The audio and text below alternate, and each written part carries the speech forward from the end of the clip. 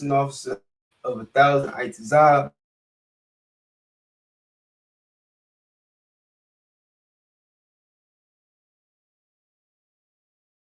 23 verse.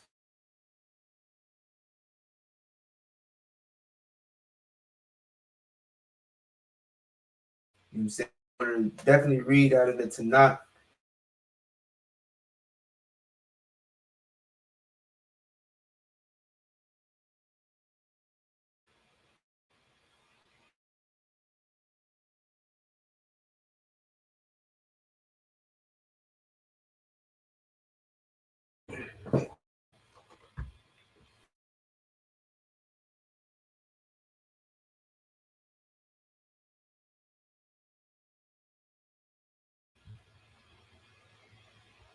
Now let me know if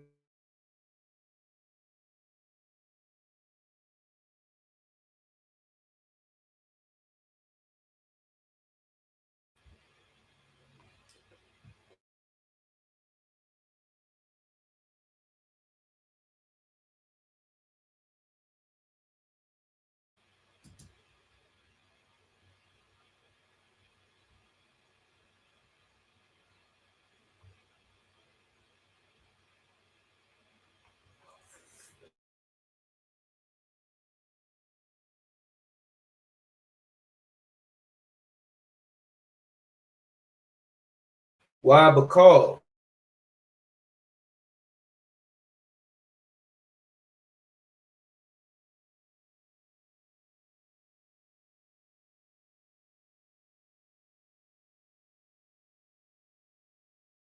Yeshemai, Al, Payaka. Verse 14, Shalash, Regalium, Ta Kaga, Laya, Ba Shana.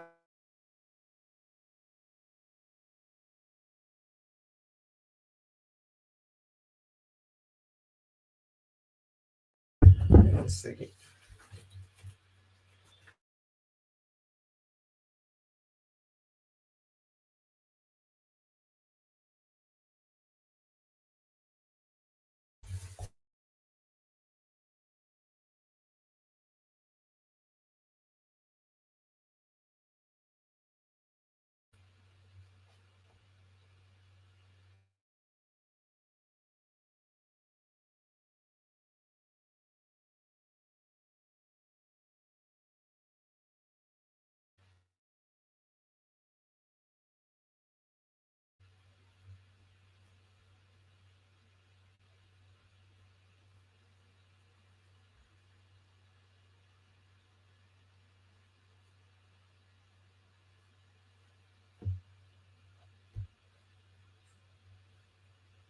All right.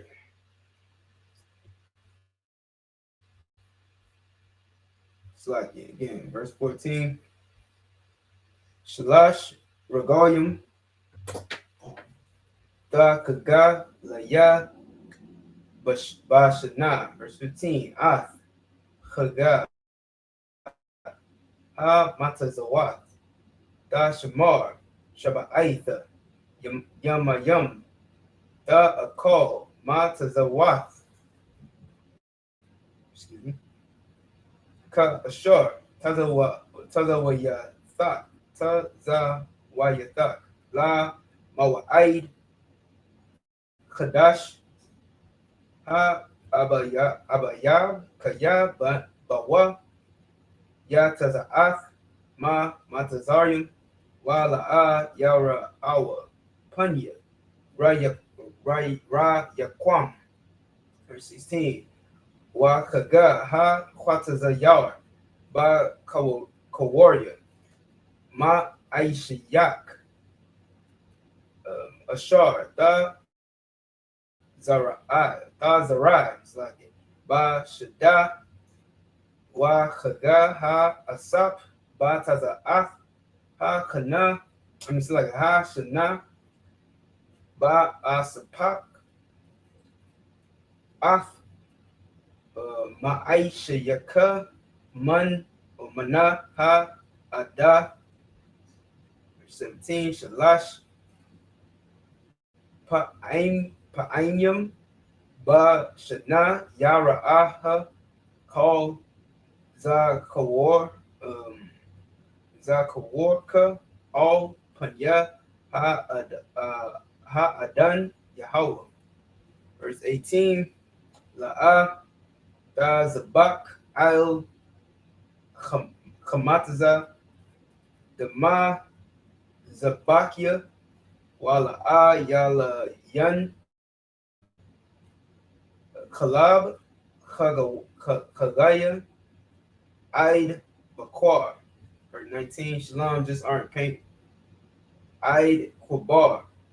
Verse 19 Ra Ashya Ba Kawarya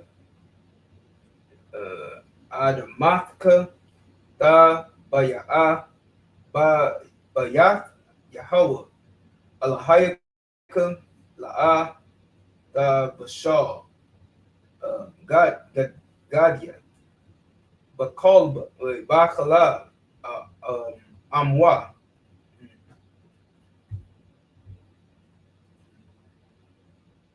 Amawa.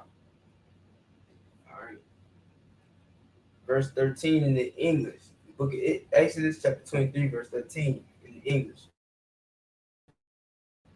And in all things that I have said unto you, be circumspect, and make no mention of the name of other gods, neither let it be heard out of thy mouth. First of all, what does circumspect mean? It says, and in all things that I have said unto you, be circumspect. So circumspect means to look around, right? Or in other words, watch out. You know what I'm saying? Be on the lookout. Check your surroundings or whatnot. You know what I'm saying? That's what it means to be circumspect, right? Circum as in circle, right? Inspect as in to see. Spect means to look or see, right? So so for lack of better words, it means to look around or look out, all right? And in all things that I have said to you, be circumspect or be on the lookout. You know what I'm saying? Be aware. That's a better word. Be aware. And make no mention of the names of other gods, neither let it be heard of thy mouth. You understand? So I'm pretty sure this is, the context of it is Moses talking to the children of Israel, and years thou shalt sow thy land, shalt gather.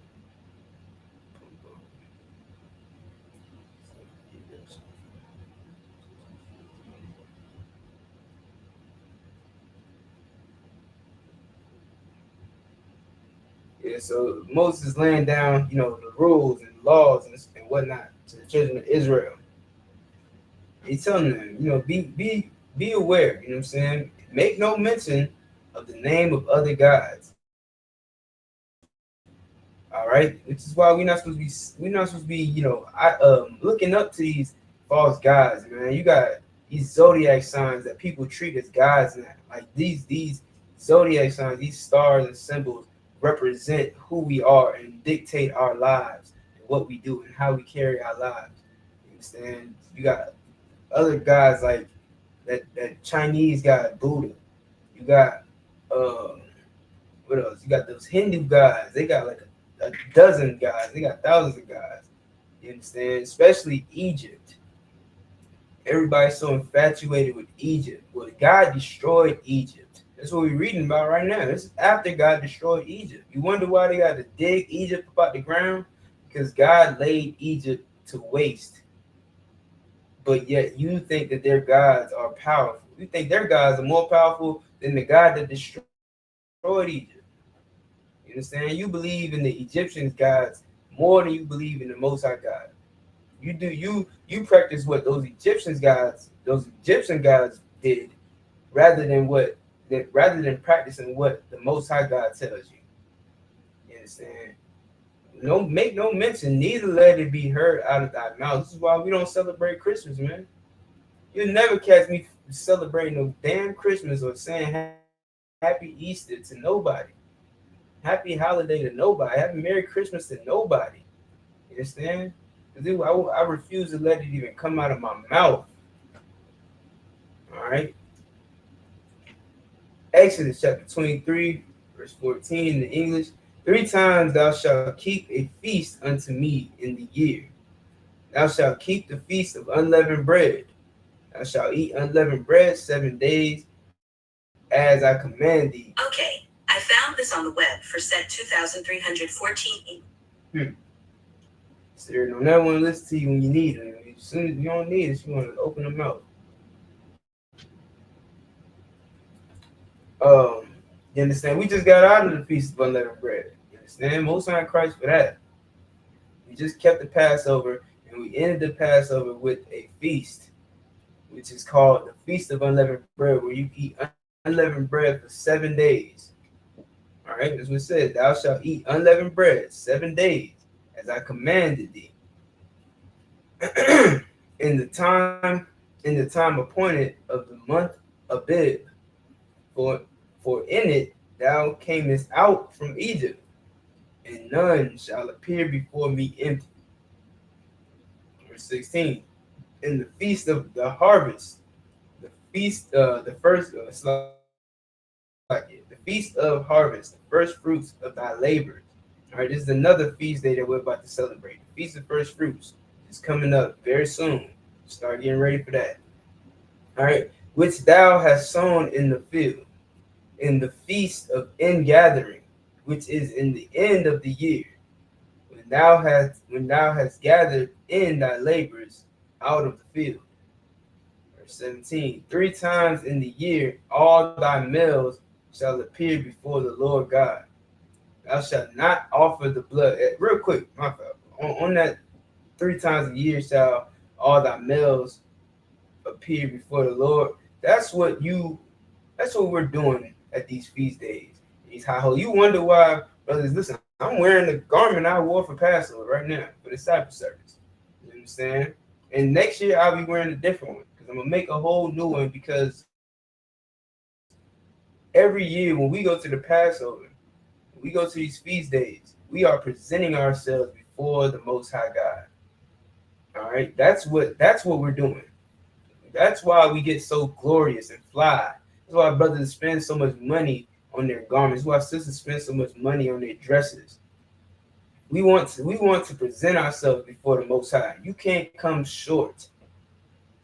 You understand? You're not gonna come short, and you know what I'm saying. Now, of course, whatever you have, you give it all you have. But we don't short that glory. We're presenting ourselves before the Lord because we want to look. We want Him to look at us like you know, like we are perfect. You understand? Just like our King Christ commanded us to be perfect. We are presenting ourselves perfectly in front of the Most High, which means complete. We come dressed head to toe, girded up. You know what I'm saying? Headband, scarf, garment, boots, fringes, all of that, the whole nine. Brothers' braids be on point. You understand? Sisters be looking fly as hell. They got their jewelry on. They got their long dresses. We come before the Lord to present ourselves as a perfect and righteous child of the Most High. You understand? So that's what we doing, man. That's what we doing. Three times a year, we all the males appear before the Lord. You know what I'm saying? And we want to do it to the best of our ability. Verse 18: Thou shalt not offer the blood of my sacrifice with unleavened bread, neither shall the fat of my sacrifice remain until the morning.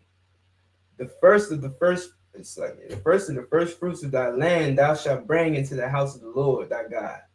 Thou shalt not seethe a kid in his mother's milk. All right, so we are to bring our first fruits. What is the first fruit? The first fruit is before you can. Let's just put it in the terms as you live. It's talking about fruit, right? Imagine you're a farmer and you got a whole field of land. You got crops on that land, and you got apples. cherries, you got tomatoes, cucumbers, carrots, all the best fruits and vegetables, right? And you go to gather those fruits and vegetables. Before you take anything into your house for your family to eat or for you to sell, before you do that, you take the best of it. You take the first fruits, the first of your yield, and you bring it to the Most High. Right? You give him the first fruit. You before you can even have added, you bringing something to the Most High. That's what your first fruits are. The first fruits of thy land thou shalt bring into the house of the Lord. Now, how do you bring into the house of the Lord? Does God live in a house that we can go to?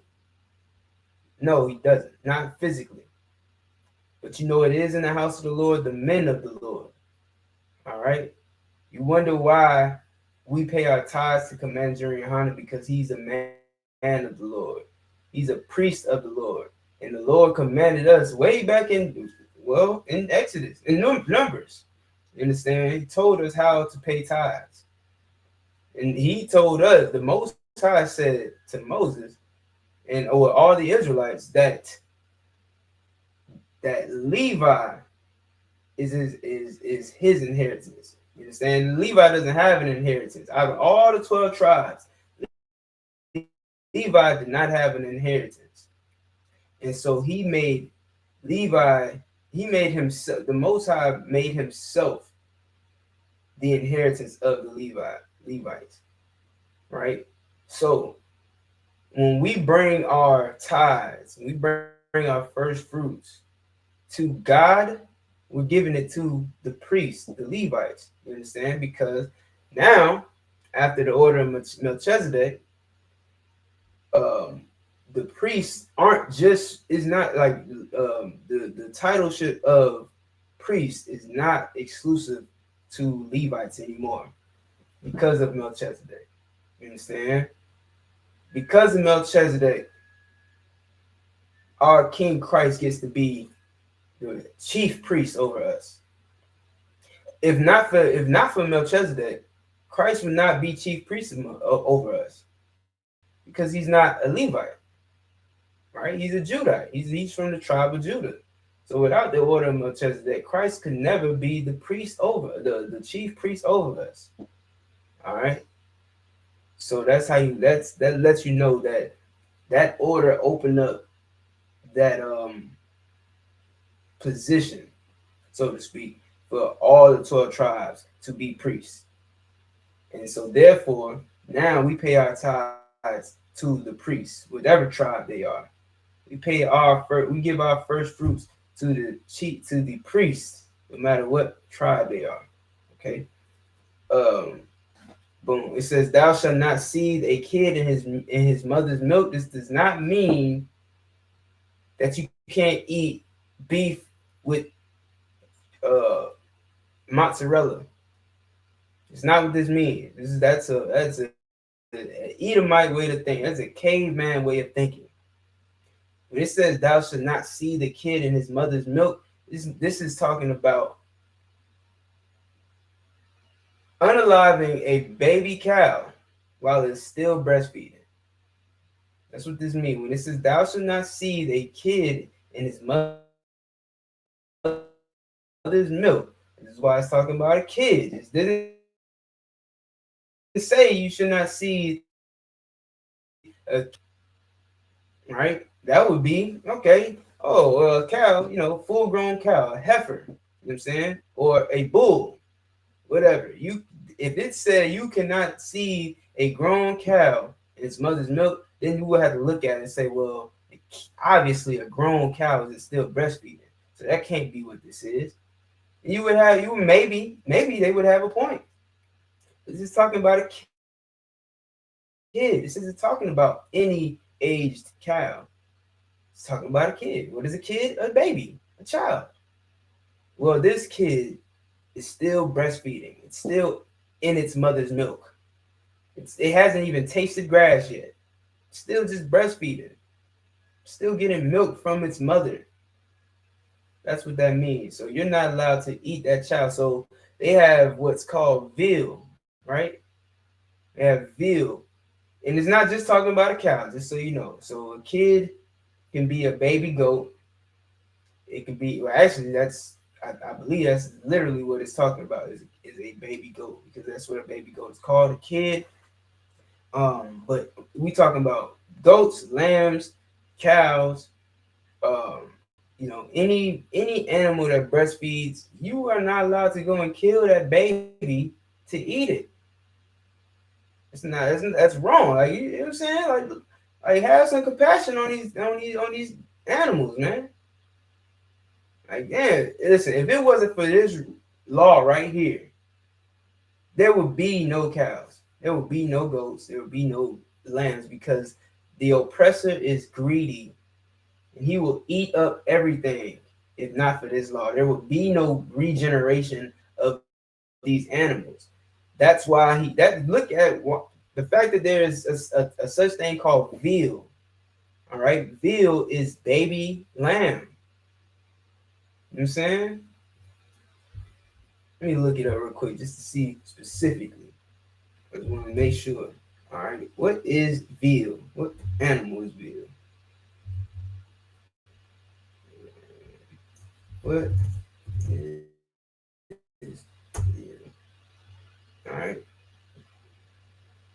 meat of cows.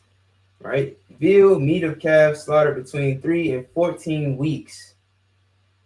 Delicate in flavor, pale grayish white. So I don't think there's a specific animal. Or I guess if it's saying calves, then that's a cow, right? Okay, so veal is the meat of cows slaughtered between 3 and 14 weeks. 3 and 14 weeks. The baby ain't been alive 3 weeks. The little baby cow ain't been alive 3 to 14 weeks, and you slaughter it. You slaughter the baby. It barely got to even see the day of light. You know what I'm saying? And you slaughter it and put it on your plate. That's the white man. That's the white man. You understand? That's the oppressor, the devil. Can't have anything, can't let anything just live for 14 weeks. That's why we have that law.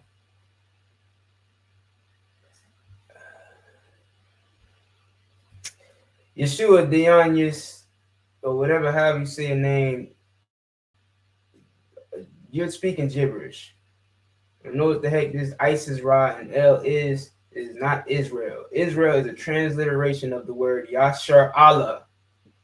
We have a Hebrew class every Friday. You should join that class. It was just last night. The Hebrew class will teach you how to say Israel in Hebrew. There's no such thing as Isis Ra and El. That is some pagan BS. All right. If you want to learn Israel, it's Hebrew. It means Prince of the Power. Yashar Allah. Yashar and Allah is the word, okay, which means the Prince of the Power.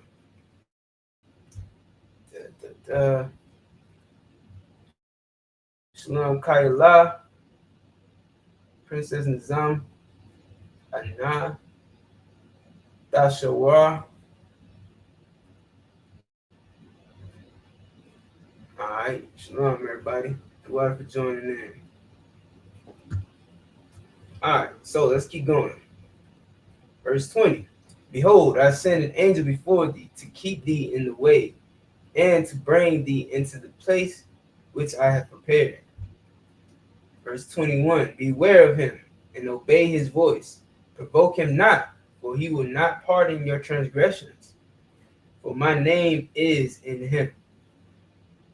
Excuse me. Verse 22. But if thou shalt indeed obey his voice and do all that I speak, then I will be an enemy unto thine enemies. And Salakia. I was supposed to stop at 19. Forgive me. I'll just keep reading because you know what I'm saying? This book right here, boy. This book's serious. All right. Book of Exodus, chapter 23, verse 20 in Hebrew. Hana, Anakia, Shalak, Mala'ak, La Punyaka, La Shamarka, Ba Debar. So like it. Ba Darak, Wa Lahab Ya'aka, Wa Lahab Ya'aka, All Ha Makwam, Ashar, Ha Kanathya. Verse 21. Ha Shamar, Mapunyawa, Yashamai, Ba Kwalwa, All Damar, Bawa, Kaya, La'a, Yasha'a, La Pashai, Come, Kaya, Shamya, Ba Kwarabwa, verse 22, Kaya, um, Am, Shamai, Dashamai, Ba Kwalwa, Wa Aisha, Call Ashar Adbar Wa Ayab Saya Ath Ayab Yakub Wa Tazarakia Ath Tazarayaka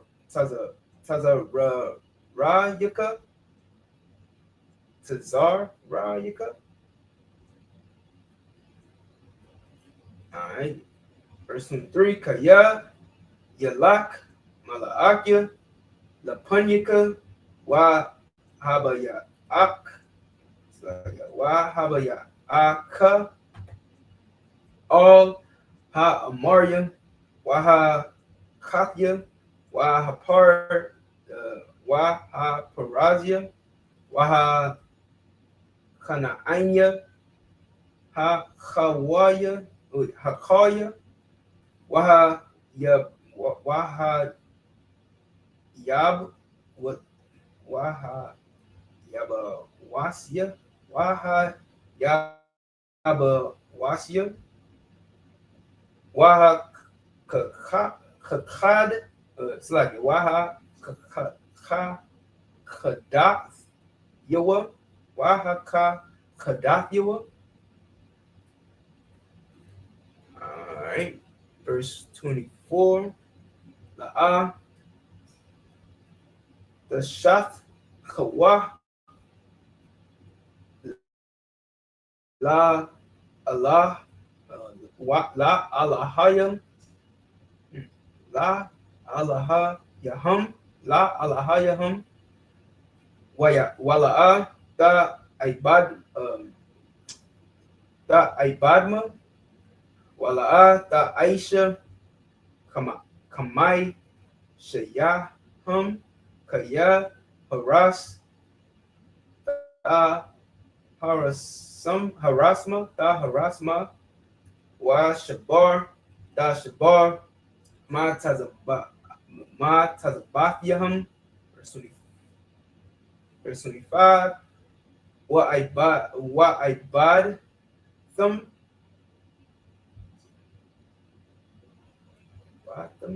Ath Yahweh Alahayakum, Wa Barak, Ath La Hamad, it's like a Wa Ath La Kamak, or Ath La Kumka, Wa'ath Ma Yama Yak, Ma Ma Yum Yaka, like it. Wa Hasarakia, Ma Hala, Ma Khala, Ma Korabka, verse 26, La'a, Da Yaha, Ma Shikalha, Wa Aikwarha, Ba'aratazaka, Ath, Ma Sapar, Yamyaka, Mala'a. All right. The book of Exodus, chapter 23, verse 20. Shalom, Yakuwan. What's going on with you? Y'all about to shepherd the. Alright, verse 20. Behold, I send an angel before thee to keep thee in the way, and to bring thee into the place which I have prepared. Verse 21, beware of him and obey him. I'm saying like obey his voice, provoke him not. You understand? Most High is gonna send an angel, man. You understand, to these Israelites in the wilderness. Okay, you understand? And here's the thing: why does it say, beware of him? You understand? Beware of him, man. Look, listen to what he says, man. Do what he says. Obey his voice. Provoke him not. You know what I'm saying? Them angels ain't nothing to play with. You see, the white man got y'all thinking that angels are little naked white babies floating around, you know what I'm saying, with wings. You know what I'm saying? I don't know what PDF file that came up with that image of a naked baby and calling it an angel. I guess the most peaceful and loving thing, the most beautiful creature ever created by God is a naked baby to the white man, which is why they in those synagogues, performing oral on those newborn babies. Y'all didn't know that was happening, huh? Yeah, look into it. Don't look into it, or do whatever you want to do. But that's what's happening. You understand? Those babies come out the damn vortex, and they gotta get their rod blown. Just like that cow comes out of that vortex, and he got to get turned into a meal. You understand? Our oppressor is such a devil, man. He is the devil that the Bible speaks of. This is the enemy of the day. Back in Moses' time, the enemy of the day was King Pharaoh and the Egyptians. Well, guess what? Now it's King Trump and the Edomites. Sound like a damn rock band. All right. That's who the devil. That's who our oppressor is today. That's who the public enemy number one. That's it. Can't let a baby go 2 days without getting his rod blown. You understand?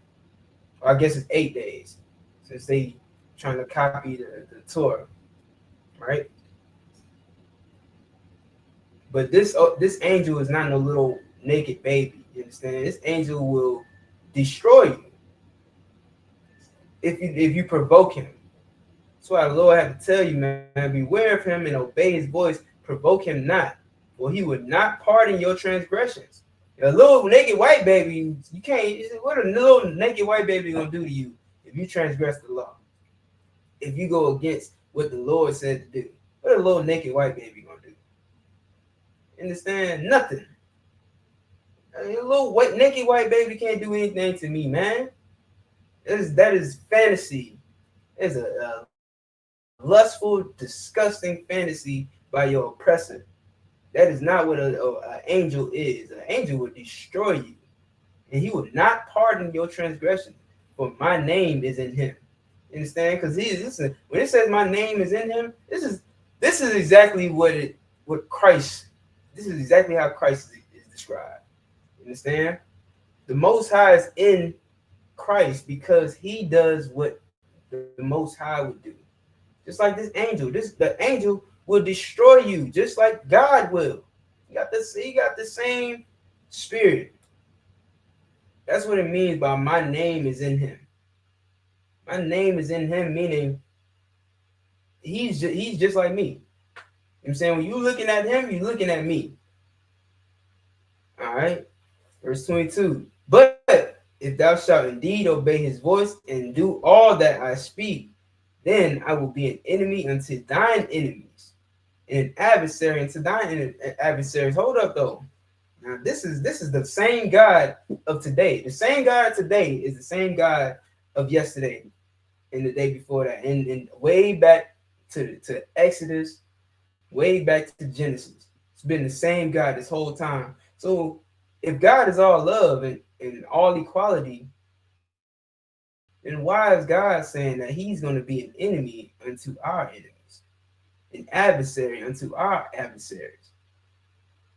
All we got to do is do what he says.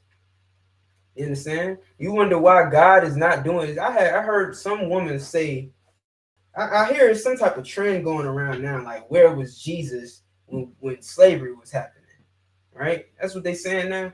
Where was Jesus? Well, I don't know. First of all, I think he was dying on a cross. Yeah, I think he gave up his life even though he didn't do nothing wrong, but it was us. I think he died for you. I think that's where he was. I think he's no longer here because he they kind of took his life. We kind of put him on a cross to die for our sins. That whole thing. I don't know. Maybe you didn't. Maybe you missed that. I don't know. Yeah, I don't understand how a person who died for you could be here to do something about you going into slavery when he died so you didn't have to go into slavery. He died so that you wouldn't go into slavery, but you wouldn't do what he set out to do. He told you to do what I do. I'm the way, I'm the truth, I'm the life, right? That means you gotta live like me. You gotta walk this way. You gotta live this truth. This is the truth. The truth is we got laws to keep, and we're going to get punished for them if we don't keep them. But since you didn't keep them in your ignorance, I'm going to sacrifice my life so you get another chance. You get another chance. Guess what? Fast forward, we didn't do it. We didn't do what Christ said to do way back then. And so we got put on boats. That's it. That's how it happened. But if we were to listen to God, if we were to do what God said to do, you understand? Then he's gonna make it our enemies. He's gonna be an enemy to our enemies. You understand? He's not an enemy to our enemies now because we went on them boats and we still ain't learned our lesson. You understand? We went on them boats and we still didn't start to say, okay, well, maybe we should be keeping these laws and commandments because our enemies are winning. Our enemies are winning against us, and we just taking it. Yeah, maybe we should try a different strategy. How are we gonna question what another man doing when we the ones for effing up? You understand? You want God to be your enemy, it starts with doing what he says. Nobody gives you something for nothing. Ain't nothing in this world free. Thing is, this ain't even gonna cost you much.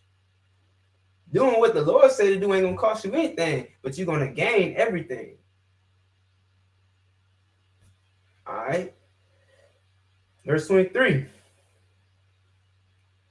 For mine enemies, so it's like it. For mine angel shall go before thee and bring thee in unto the Amorites and the Hittites and the Perizzites and the Canaanites and the Hivites and the Jebusites, and I will cut them off.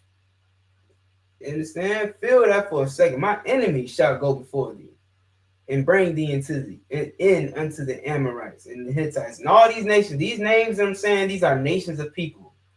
You understand? Different nations are in all of our enemies. Canaanites, Perizzites, Hivites, Jebusites, all of our enemies. And do what? Cut them off.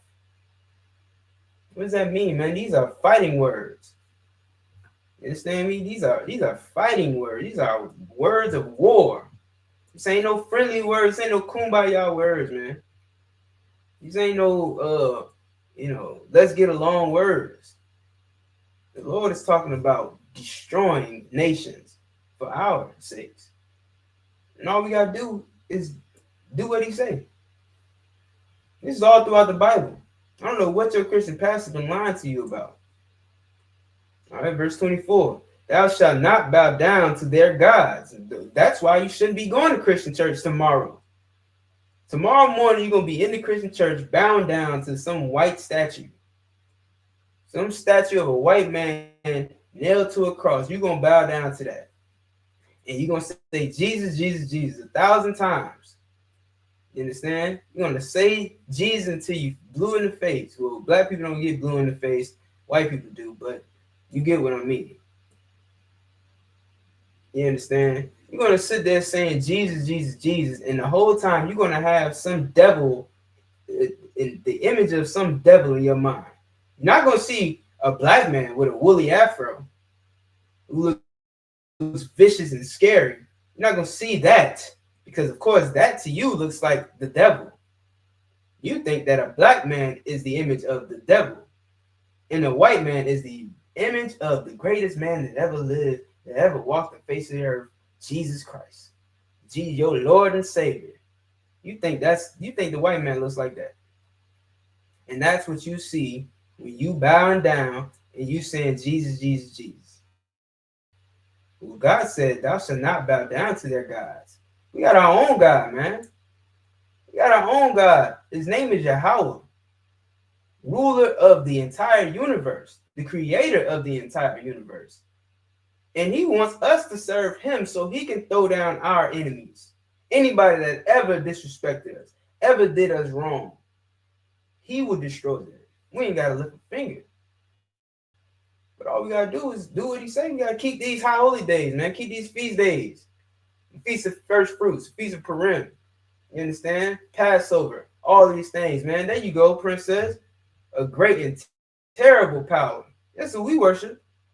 That's who we serve, man. A great and terrible power. You understand? Who will destroy nations for us. He'll do it in a blink of look at what happened with COVID-19. You understand? COVID-19 wiped out nations of people, man. Those damn East Indians over there, they started throwing their guys in the ocean, in the river. Where you think COVID-19 came from? So you think that this stuff just happens by mistake? You think that somebody sat in a lab and just made COVID-19 happen? Nah. Whatever happened is because the Lord made it happen. You understand? These diseases come. How did AIDS come around? AIDS is from the Lord. Y'all trying to find different things to blame it on. Oh, it was the monkeys. No, it's because the Lord said not to have strange sex. And you did it anyway. And you got AIDS. That's what happened. It's very simple. It's science. I want to talk about science. That's science, man. The Lord made it happen. The Lord is in control of science. How do you think the universe started? That big boom you heard about, that was the Lord. You understand? Look at your body, your organism, how your body works together. You got molecules and atoms all throughout your body. You understand? You got your body is wired in a way where everything is working together. Your eyes are connected to your brain to help you see. Your tongue is connected to your mouth to help you taste. Like this is beyond science. Science can get it wrong. You understand? Everything in your body is done perfectly. It's made perfectly, man. And guess what? When there's a deformity, that's a curse from the Lord. When you got a deformity, listen, you ought to be serving the Lord at your best. You better. I don't even care what nation you are. You better find a Negro to teach you how to serve God, because you are that is a curse from the Most High, man. You understand? And there's nothing wrong with that. There's nothing wrong with being cursed as long as you fix it. As long as you say, "Listen, I owe my life to you. I owe my life to the Most High, so that in my next life, you understand, in my kids' next life, they can be blessed and not cursed." You understand? Let me not get off topic. Let's go back to it. All right. So thou shalt not bow down to their gods, nor serve them, nor do after their works. Man, what are their works? Celebrating Christmas. The Lord gave you Passover. Why are you celebrating Christmas? Why are you celebrating Easter, man? When the Lord gave you Passover. You know who gave you Easter? The white man. You understand? Why are you celebrating Christmas when the Lord gave you Hanukkah? You know who gave you Christmas? The white man. You know who gave you Valentine's Day? The white man. You know who gave you 4th of July? The white man. You know who gave you New Year's? The white man. You celebrate everything that the white man tells you to celebrate, and you don't celebrate anything God tells you to celebrate. You don't keep none of the feasts or the high holy days that the Most High tells you to keep. And you believe you love God? You believe you're doing what God said? You believe that you are a man or woman of God? You're not. You're lying to yourself. Can't fool God. You're lying to yourself, and you want to make it out to everybody else that, oh, you a good Christian. You understand? Well, guess what, good Christian? Just like you celebrating Easter and Christmas and Halloween, the Satanists are too. The East Indians are too. You understand? Terrorists are too. The terrorists, the Muslims, they celebrating your holidays too. They celebrating with you. Yeah, man. 4th of July, they go out there shooting them AKs, man. Yeah. You celebrating. So what separates you from you? You such a man of God. You such a holy and righteous person. What's separating you from these evil people, for lack of better words? What's separating you from the Satanists and the terrorists?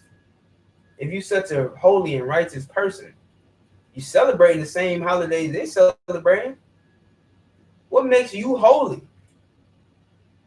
Holy means different, set apart, separate. How are you separate when you celebrating the same thing that everybody else celebrating?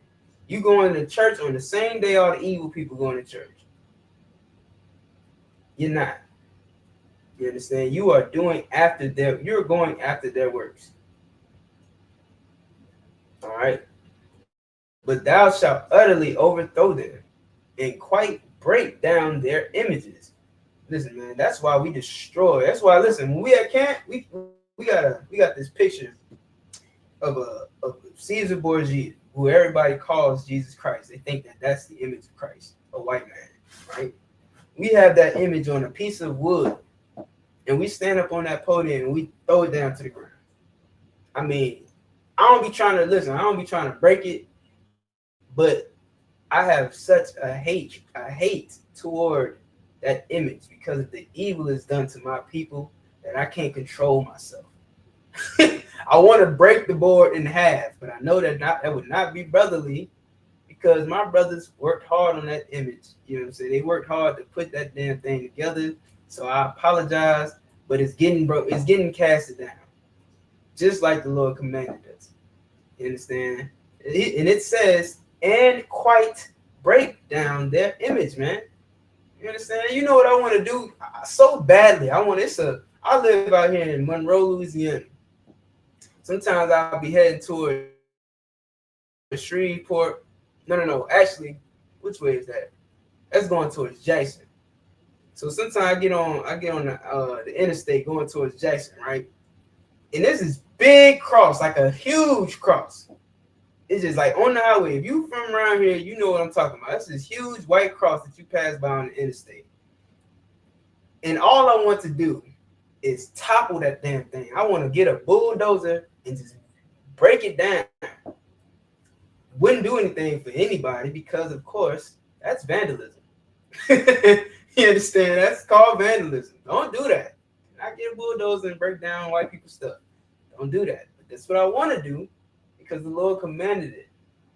You understand? I can't do it because there are laws in place that prohibit me from doing that. I want to go into a church and smash those damn Caesar Borgia statues that they got and that damn whore Mary, what they call a Virgin Mary statue. That whore Mary, which is really a statue of Caesar Borgia's sister Lucretia, who he was having incestual relationships with.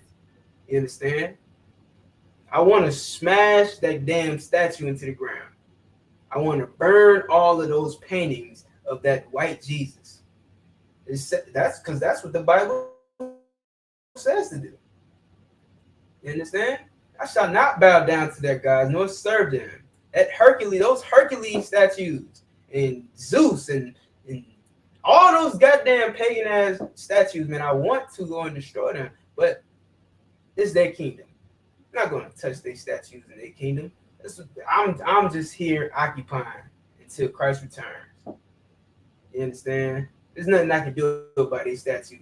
It's what I want to do. But what I won't do is bring those statues into my house. What I won't do is bring that cross into my house, put it up on my wall, put it up above every door in the damn house. You understand? What I won't do is take that Jesus picture and and put it on the wall and put it in my china cabinet. That's what I won't do. Hell, they don't work anyway. Have you seen an Exorcist movie? Them images don't do any damn thing.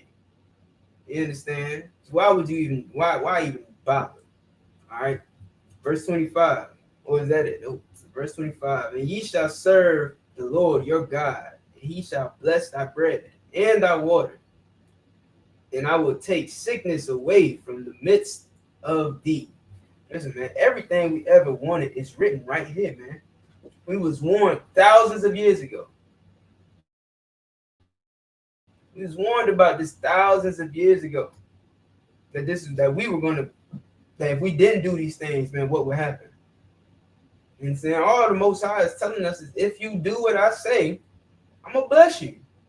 I'm gonna protect you. You're not gonna be sick. You understand? You're not gonna have high blood pressure and gout and pneumonia and all these different things that plague our community. You're not gonna be addicted to crack cocaine. You're not gonna be born a crack baby. You're not gonna be addicted to alcoholism. You understand? All you got to do is serve the Most High God. Verse 26. There shall nothing cast their young, nor be barren in thy land. The number of thy days I will fulfill. You understand? So you won't even be barren. Y'all, you ever like there's people in the world women in the world that can't even carry a child. You understand? Can't even carry a child. And when they carry a child, they abort them. It's not gonna happen, man. In the kingdom that we building right here in the ISUPK, man, that is never gonna happen. Look at our children. Look at our wives. You understand? We got multiple wives and multiple babies, many babies. You understand? Ain't nobody running into no abortion clinic trying to get rid of no baby. All right. But that's it, man. All we gotta do is serve the Most High, man. So now we're gonna go to the book of Exodus, chapter 23, verse 27 in Hebrew. Ath Yamathia, Shalak, Lapunyaka, Waha Mathia, Ath, Kal, Ha'aim, Ashar, Taba'a, Bahum, Wanathaya, Ath, Kal, Ayabyaka, Al Yaka, Iraq, verse 28. Washalak, it's like Washalak the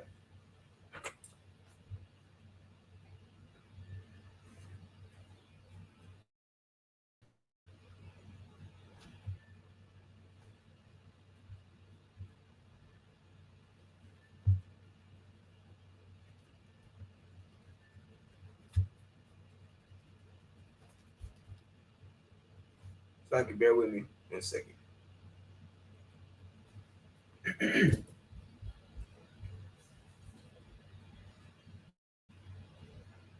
Washalak the Ath Ha Tazarai Ha Lapunyaka Wa Garasha Ath Ha Kawaya Ha Kaya Ath Ha Kanaim Ya Wa Ath Ha Kathya Ma Lapunyaka, verse 29, La Agarash Noah Mapunyaka Ba Asha, it's like a Ba Shana Akath Pan Dahaya Ha Arataza Shamama or Shamma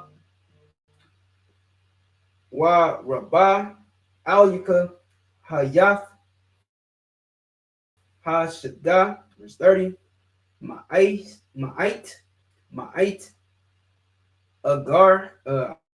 Agarash Noah Ma Punyaka Id Ashar Da Para Wa Nakalath Ath Ha Arataza, verse 31.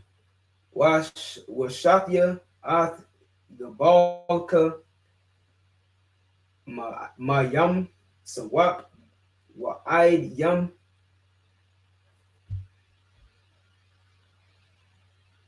ma aid yama wa aid yama pa lashakim wa madabar aid Panahar Kaya Athan Bayadkam At Yashabya Harataza Wa Garashath Mawa no Wa Garash Thamwa Mapanyaka verse 32 La'a Yashabwa Ba Aratazaka Pan Yakata Yaawa Athka Laya Kaya Ta'aibar Ath Alahayakam Kaya Yahweh. What's it like? Yahaya Laka La Mawakwash chapter 24 verse 1 in the book of Exodus. Wa all Masha Amar Ayla all Yahweh Atha wa Aharon Nadab wa Abba Yahweh. Wait, what?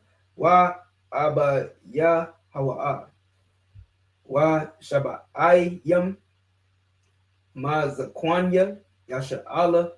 Waha Shat Waha Shath Kawa Yatham.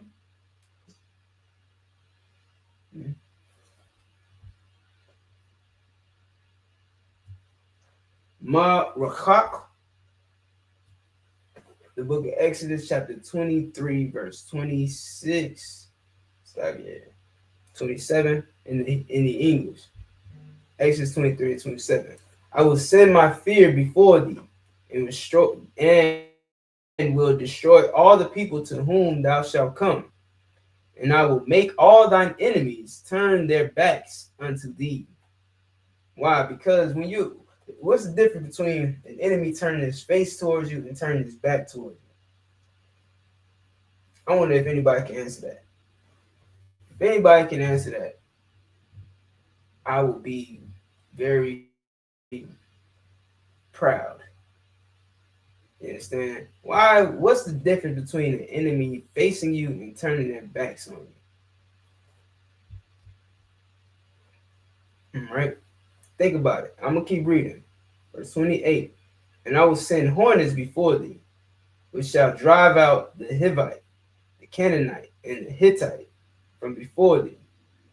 I will not drive them out from before thee in 1 year, lest the land become desolate, and the beasts of the field multiply against thee. So, anybody got a guess? Anybody want to guess what's the difference between an enemy turning his face to you and turning his back to you? I'm gonna tell you.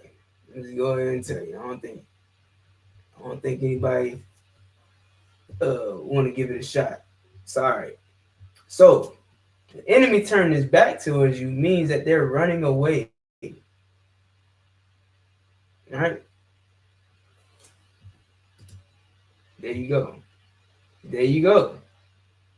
Exactly. Enemies turn their back to retreat. Facing you goes to war. Yes.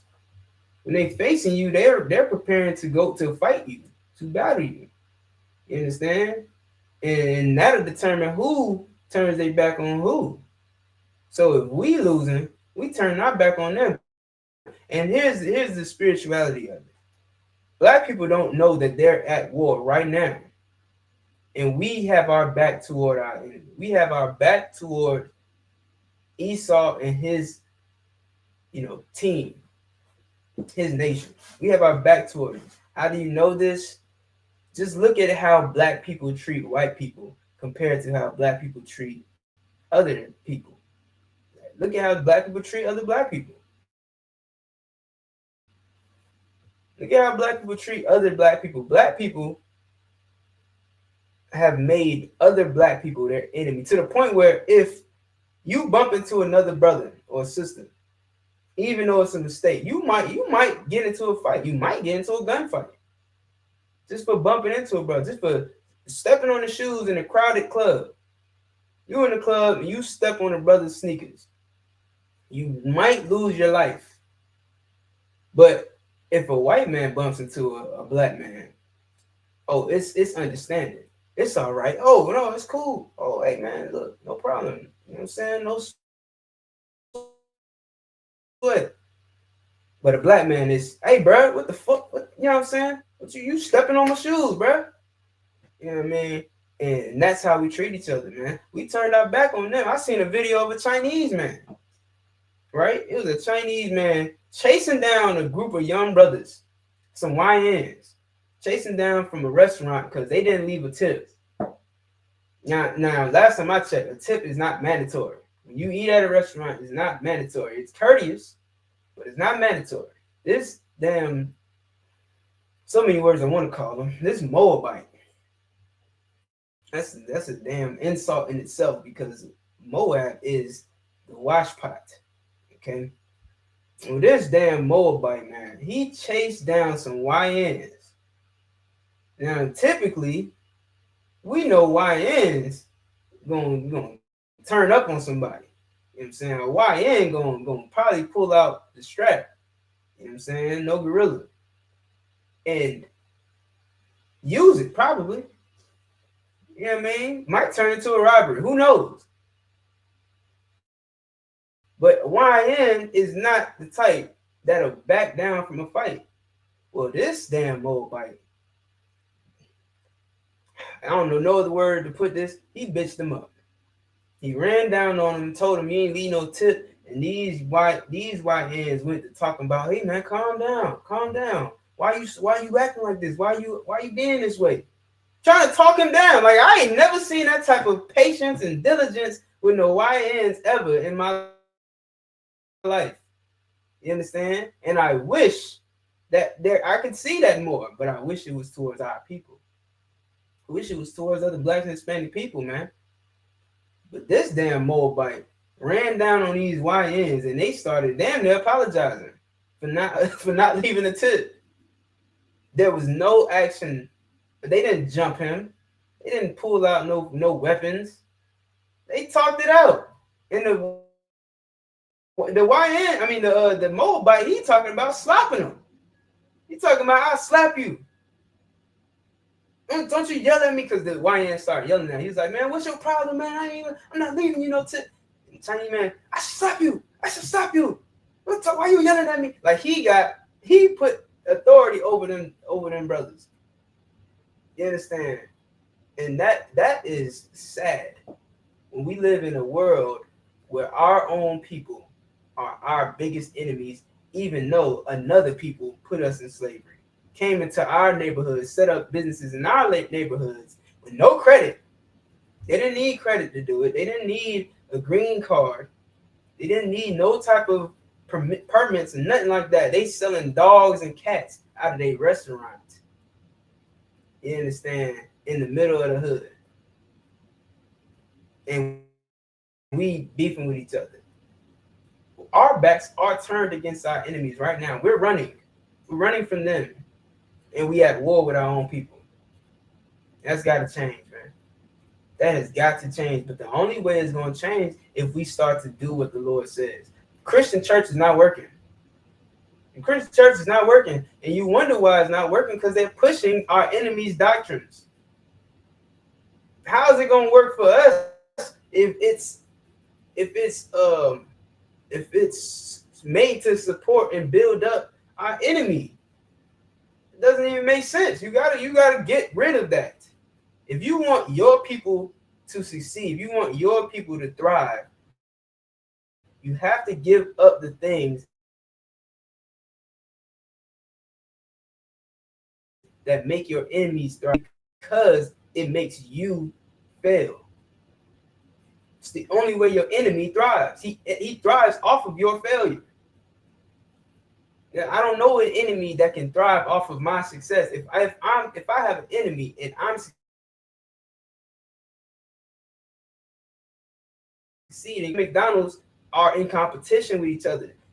Burger King is going to launch a promotion to get set to steal hamburger sales away from McDonald's. So if business is booming at at Burger King, then business is failing at McDonald's, because you're gonna choose one or the other. You're either gonna go to Burger King or you're gonna go to McDonald's. You get what I'm saying? It ain't no equality in it. One side wins, the other side loses. That's it. And right now we losing and we running away. And we starting to turn on. Now Burger King is turning on itself. It's firing all its employees.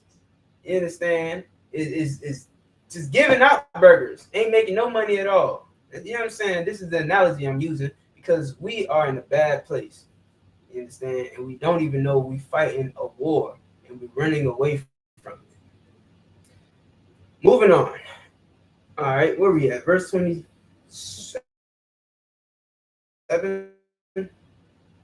I will send my fear before thee, and I will destroy all the people to whom thou shalt come, and I will make all thine enemies turn their back unto thee. And I will send hornets before thee, which shall drive out the Hivites and Canaanites and the Hittites from before thee. All right, what are hornets? Hornets sting, man. You understand? Hornets sting.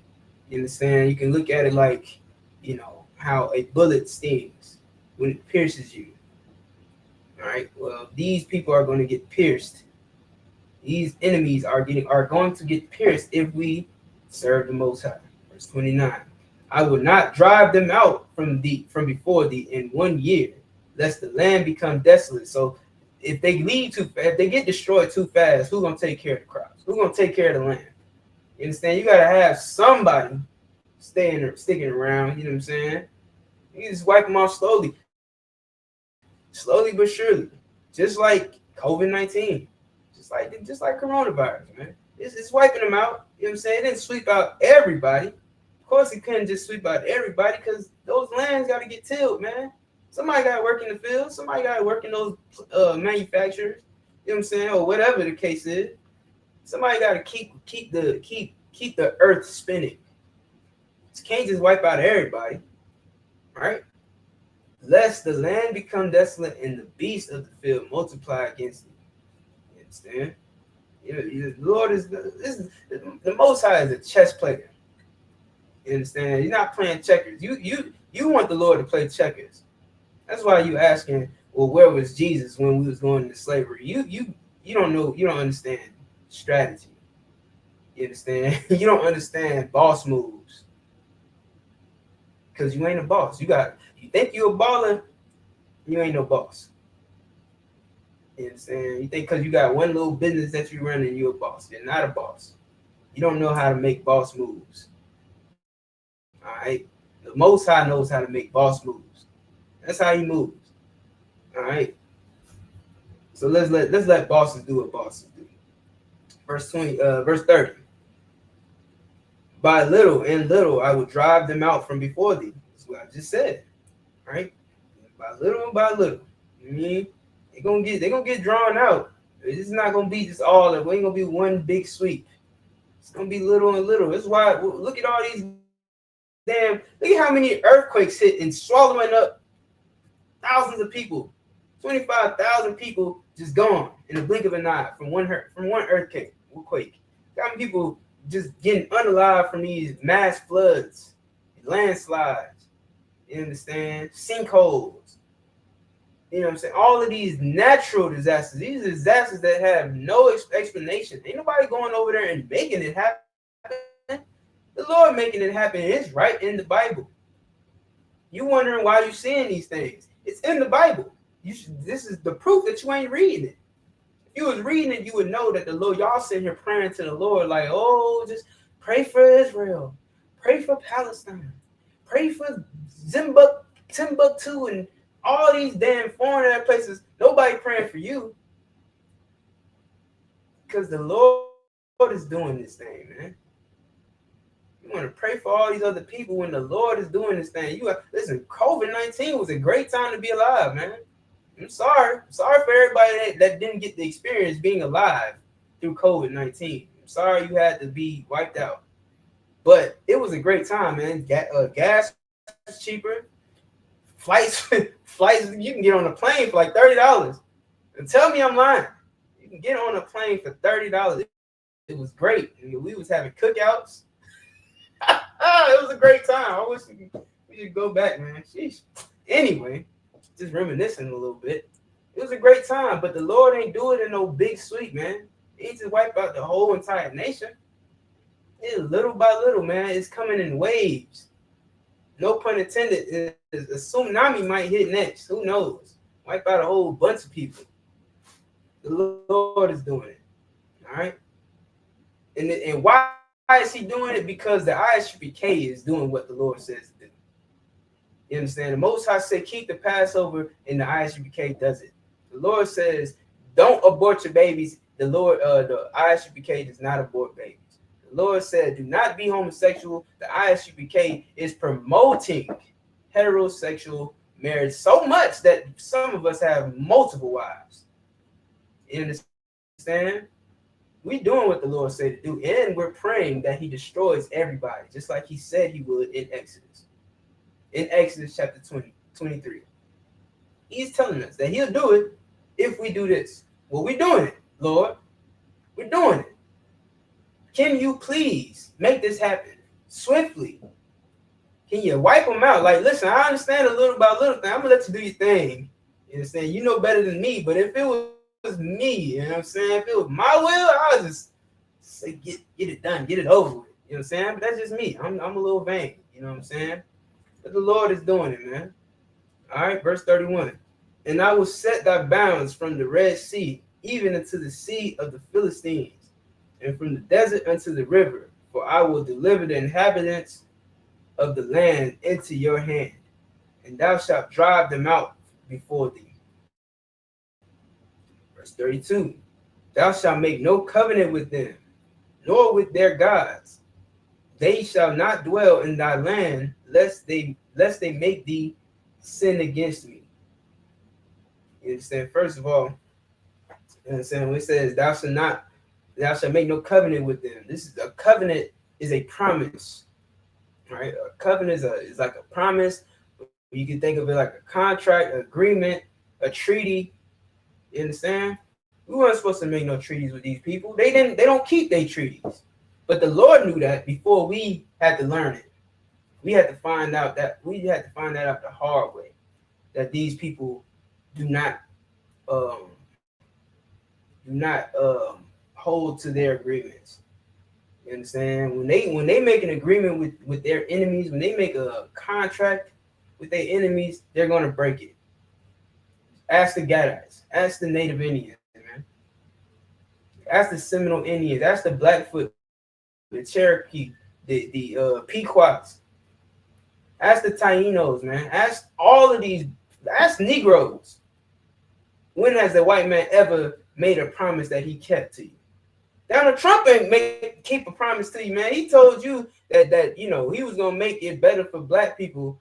Listen, man, Mexicans are black people, and he started sweeping those Negroes out of the country, man. Started sending them to goddamn El Salvador because of a tattoo, because they got not because of crimes.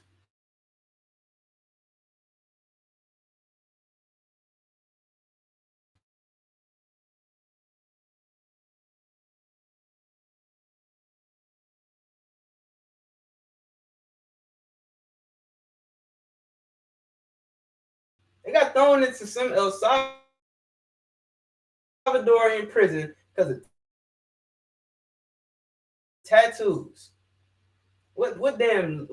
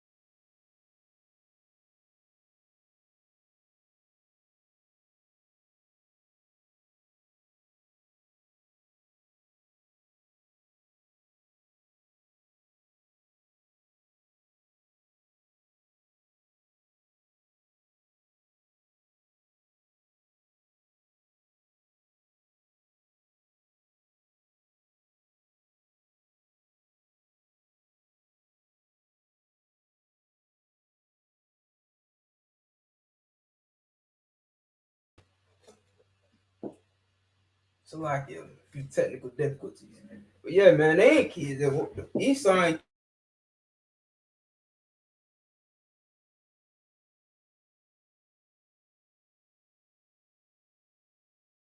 Jesus Christ. You think that they seriously are going to not take advantage of this stride? This is only the first 100 days. It's only been 100 days since Donald Trump been in office.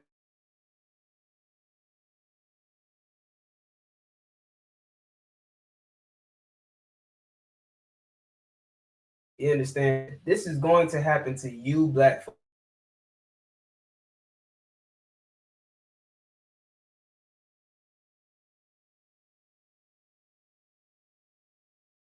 It's going to be segregation.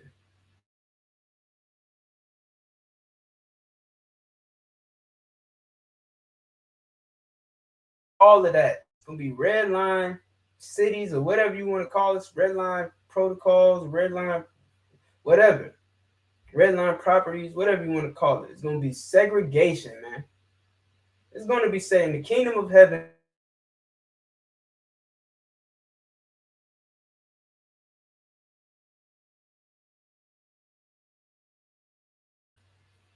You going to have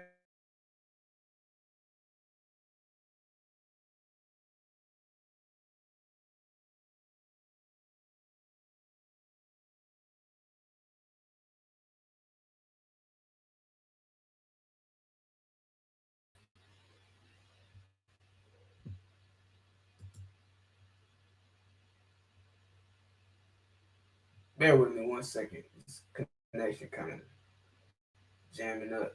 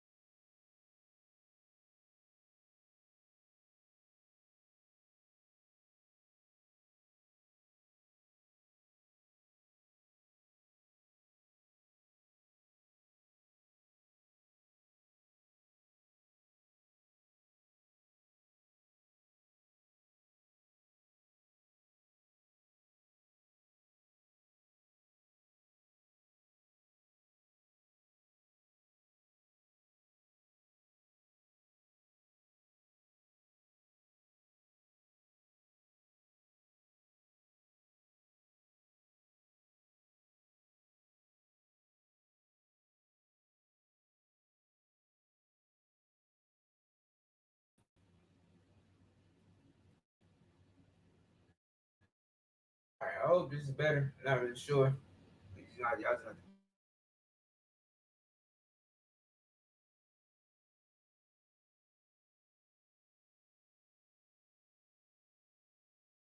to the Negroes. The most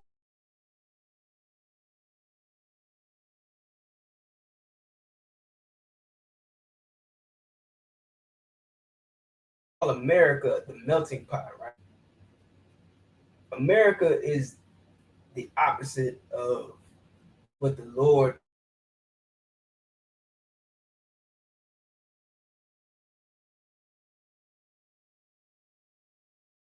is to be done.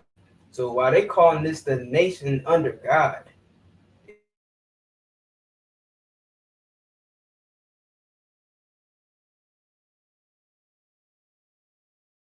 God, the most high God of the Bible,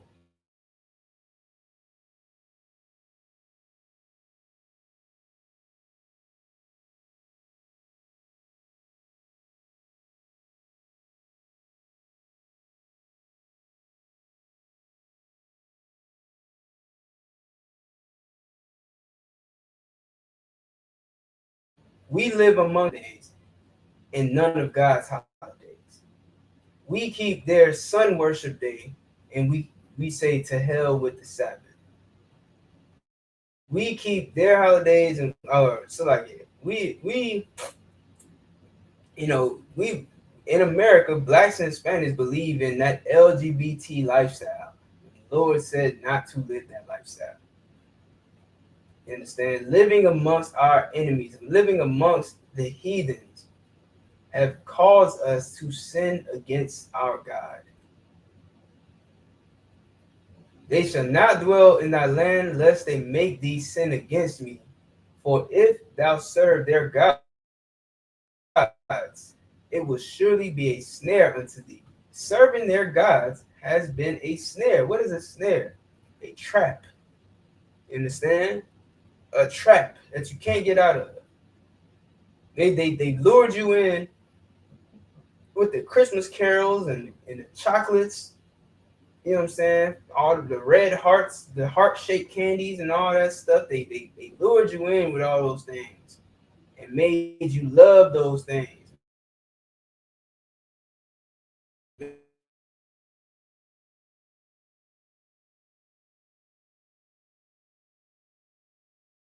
Made you love getting that. Made you under a tree on the December the 25th. Made you fall in love with getting little heart-shaped chocolates and things of that nature in February. Made you fall in love with wearing green for whatever reason in March. It lured you in and trapped you, man. Serving their gods is a snare. That's what the Bible says. We going to the book of Exodus, chapter 24, verse 1 in the English. And he said unto Moses, come up unto the Lord, thou and Aaron, Nadab, and Abihu, and 70 of the elders of Israel, and worship ye afar off. All right, so that's the end of that set. We'll go to the next set in the Hebrew. The book of Exodus, chapter 24, verse 2 in the Hebrew. Wa nagash masha la labadwa all Yahweh waham la'a Yagashwa wa ha'aim la'a Ya'alwa aimawa. That's 3. Waya ba'a masha waya sapar la'aim ath called the Barya Yahweh wa'ath called ha mashapatyum waya ain. It's like a waya ain called ha'aim for wall akad waya amarwa called ha debarim ashar debar Yahweh naisha. Verse 4. Waya katam. It's like waya katam masha ath called debaria Yahweh wayashkam ba bakwar waya bun Mazabak, Takath, Hahar, Wa Washatyam, Aisharha, Matazabah, La Lashanyam, Aishar, Shabbatya, Yasha'ala, verse 5. Waya Shalak Ath Nairya Bunya, Yasha'ala, Waya Alwa, Al Ailath, Waya Zabakwa, Zabakyam, Shalomyam, La Yahweh, Paryam, verse 6. Waya Kwak, Masha, Katazaya, Hadam, Waya Sham, it's like Waya Sham, Ba Agana, Wa Katazaya, Hadam Zarak, Al Hamazabak.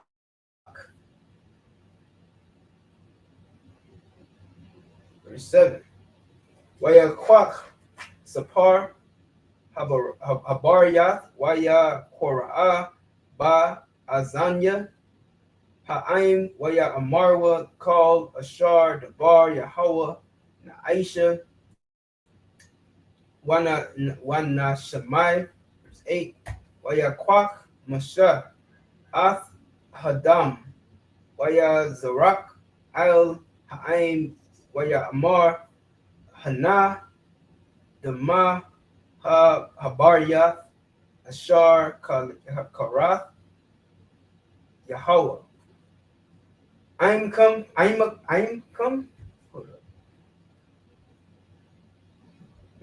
I'm come. I'll call Barium Allah. Oh, that's the verse. That's the end of verse 8.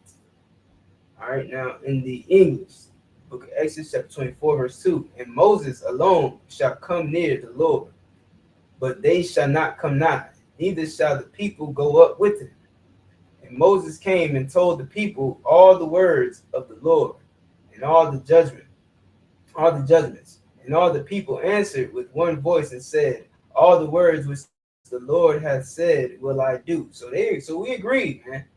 We agreed. Like the Lord came to Moses, or Moses came to the Lord, you know what I'm saying, with Aaron and Nadab standing far off, and Abihu standing far off, right?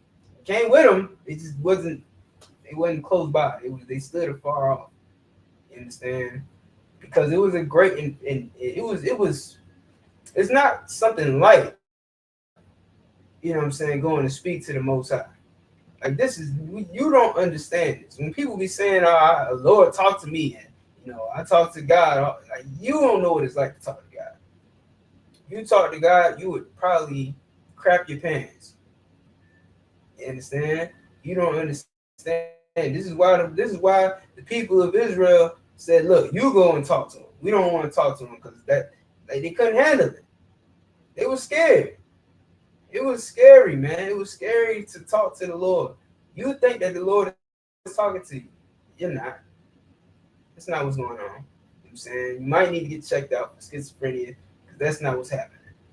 You understand?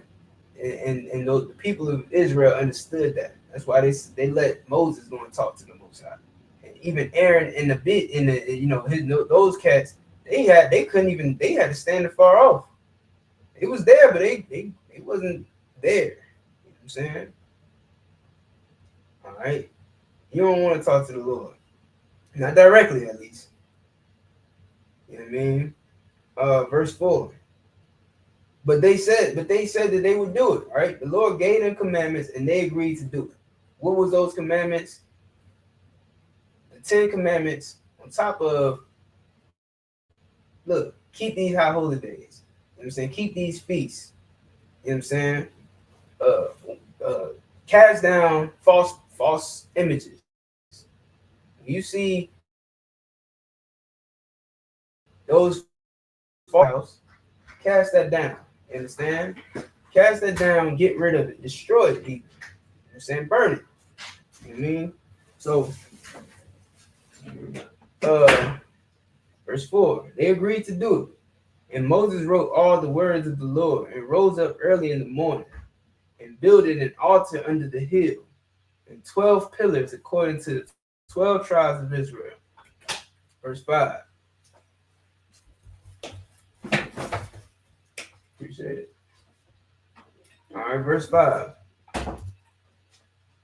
And he sent young men of the children of Israel, which offered burnt offerings and sacrificed peace offerings of oxen unto the Lord. Verse 6. And Moses took half of the blood and put it in basins, and half of the blood of he sprinkled on the altar. You understand? He's sprinkling oxen blood onto the altars and putting it into basins. You understand? And he took the book of the covenant and read in the audience of the people. And they said, all that the Lord hath said will we do and be obedient. You understand? So like now, real quick, notice this. People like to say, oh, they didn't have a Bible back in the Old Testament. Yeah, they did. Yeah, they did. They had books that told you the law.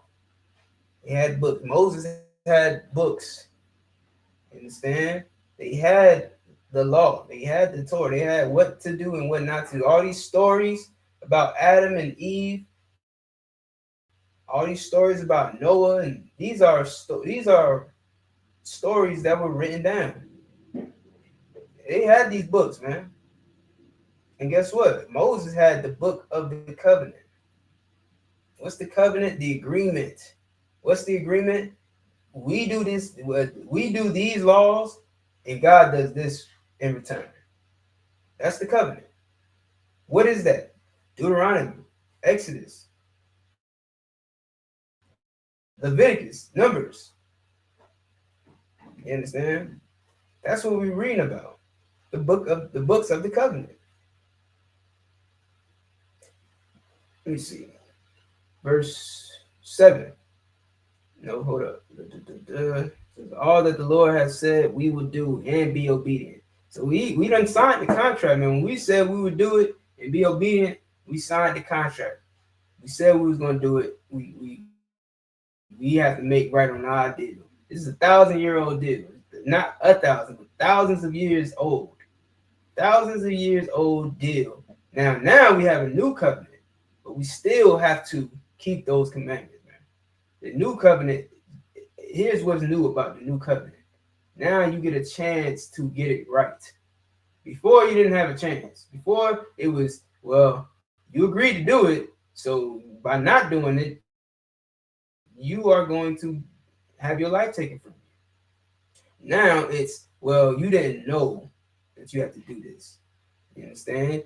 And even now that you know, you only got so much wiggle room. You know what I'm saying? Till you get it right. But the point is to get it right. The point is nobody's going to bash your head in with stones for not getting it right now. So in knowing that, you should make it your duty to do it, because you're not even going to get punished if you don't. So you should just say, well, hey, I'm going to do it anyway. It's no, how is it so hard to keep the Passover? How is it so hard to keep the high holy days instead of these holidays? Listen, my rib just brought me a gift, man. Big up to my rib. She just brought me a gift. It is not December 25th. You understand? It is not my birthday. It is not New Year's. She just brought me a present. Brought it in here. Sat it down on the table. You understand? Just as a good gesture. And I appreciate it. We don't have to have Christmas and birthdays to give each other gifts. But we do have to keep the law, statutes, commandments. We do have to keep the high holy days, the feast days. We do have to not keep their holidays because the Lord said not to keep their holidays. All of their holidays are for another God.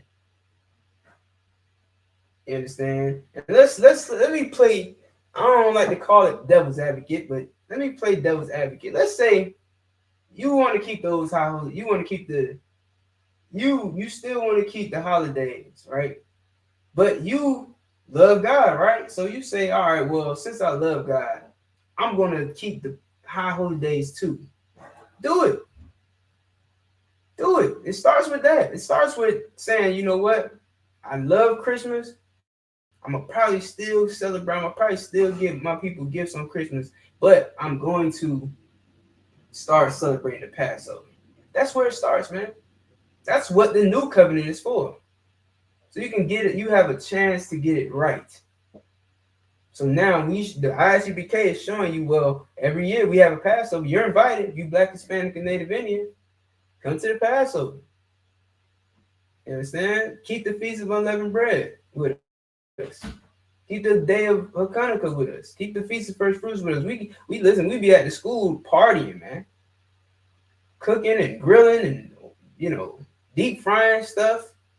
You understand? If you Black, Hispanic, and Native Indian, you should reach out to a school near you and get into that. Like, come and celebrate. Come and keep the holidays, man. Come keep these feast days. It ain't gonna hurt you. It ain't gonna hurt you to eat some fried chicken. It ain't gonna hurt you to eat some damn rack of ribs, like rack of lamb. You understand? It ain't gonna hurt you none. So start there. Then guess what? You'll start to see, well, dang, I don't really need this marijuana. I was just smoking the marijuana because I was unhappy, but being around y'all brothers, it makes me happy. I like being around y'all. I'm gonna start being around y'all more because that's what makes me happy. So now I don't have to smoke some weed to be happy. Now I don't have to pop a Percocet to relax. I can just hang out with y'all. You know what I'm saying? Y'all cool. Y'all like y'all. I ain't never gotta worry. My kids can run around. You know what I'm saying? I ain't gotta worry about where my kids at. I ain't gotta worry about if I lost some. Oh, I can't find my wallet. Oh, oh, you put it up on the podium? Okay, thank you. I appreciate it. How y'all said the water? Okay, the water. You know what I'm saying? That's where it starts, man. That's where it starts. So even if you addicted to celebrating Esau's wicked ass, pagan ass, nasty ass holidays, start by just coming around your brothers, being around brothers and sisters in the UPK. That's where it starts, man. That's why brotherhood is a weapon. Verse 9. Slack verse. I'm done. The covenant. What's the verse reading? Behold, behold the blood of the covenant.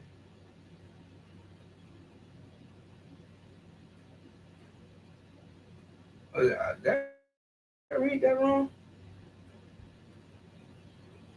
And Moses took the blood and sprinkled it on the people.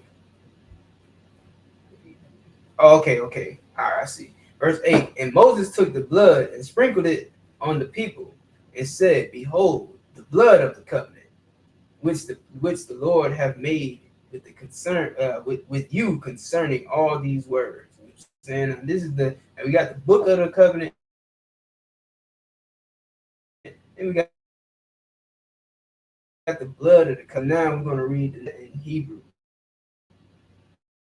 It's the book of Exodus, chapter 24, verse 9. Waya'al Mashah. Oh, wait, hold up. Before I do that, still out here.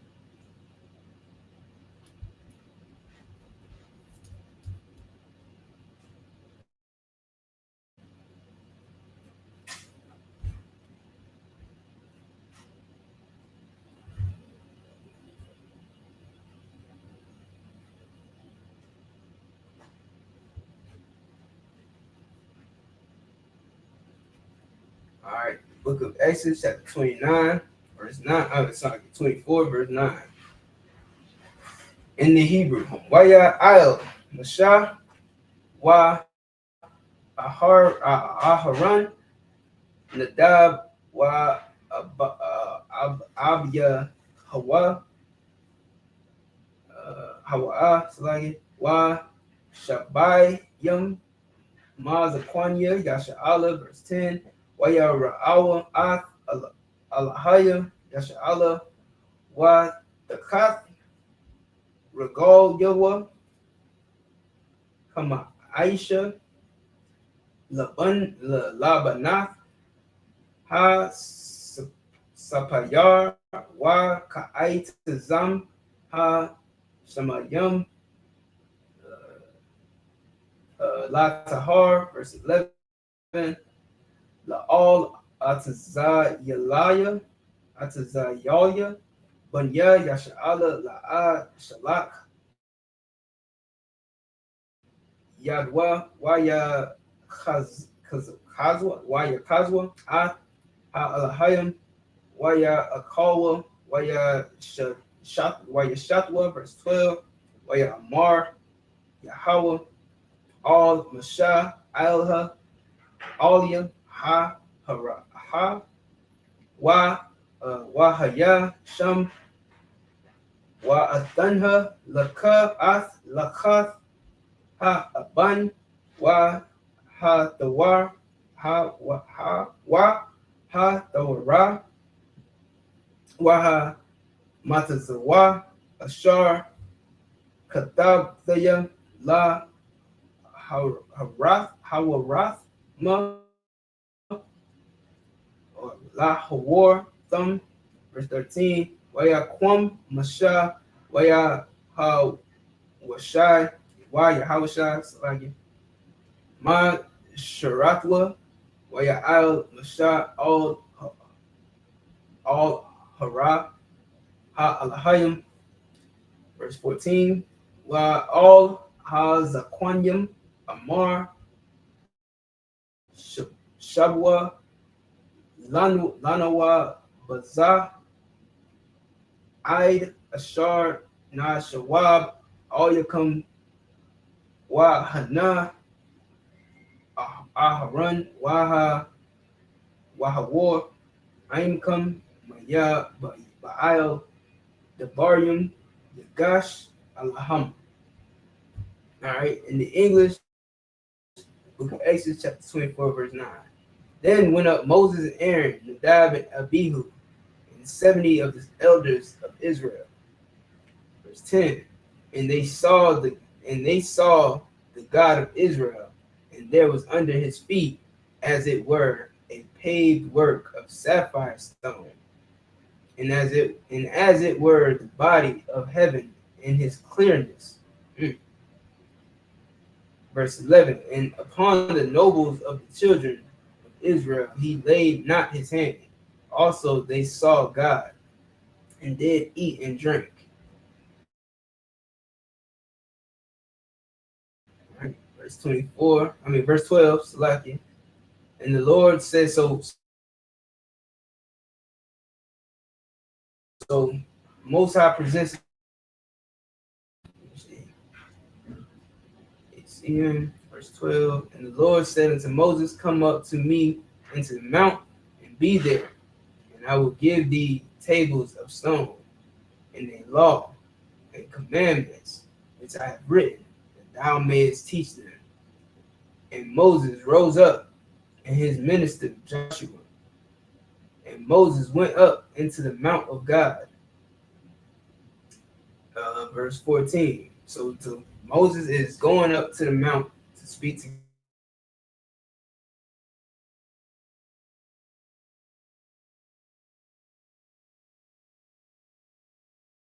All right, verse 14. And he said unto the elders, tarry ye here for us. So wait here. That's what tarry means. Tarry means to wait.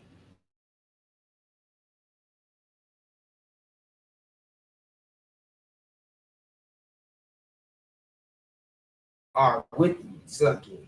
Aaron and Hur are with you. All right. If any man have any matters to do, let him come unto them.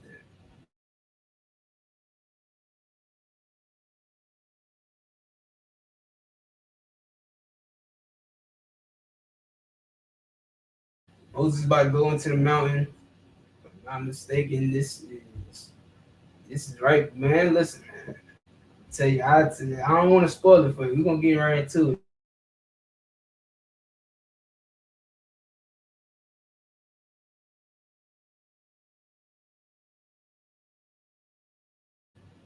All right. People about to get anxious. We're gonna read it. I think I got two.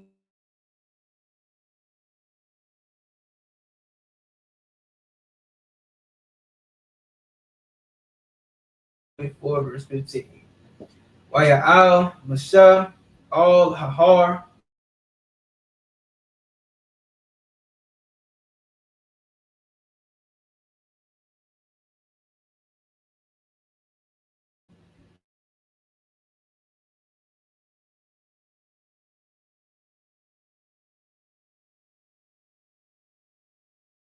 the name is pronounced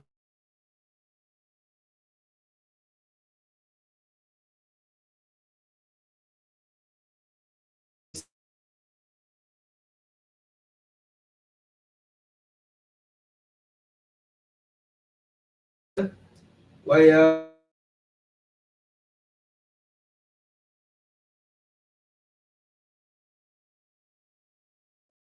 Waya Qara al Masha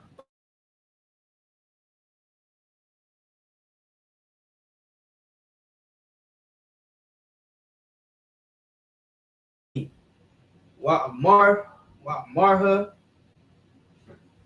Kabawa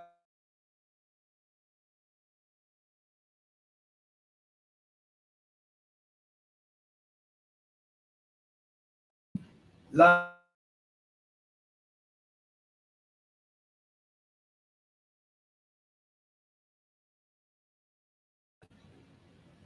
18 Waya Ba'a Masha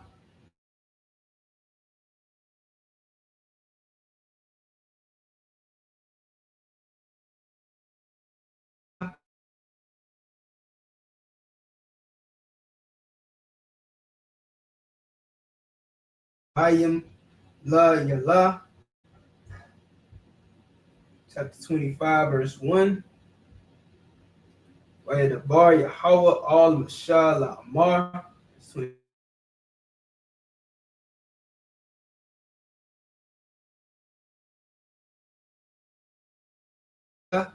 Darawama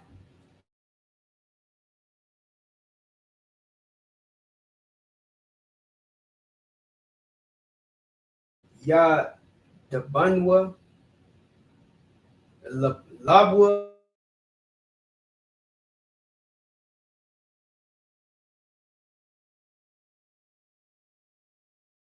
Wum Thaya no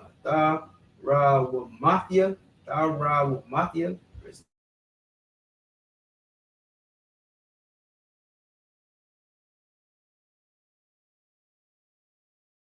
Wa Ma Ha Ashar Da Kwakwa Ma Atham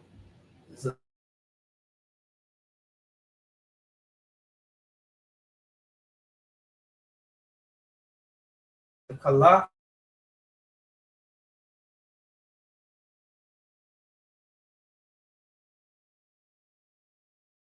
Man.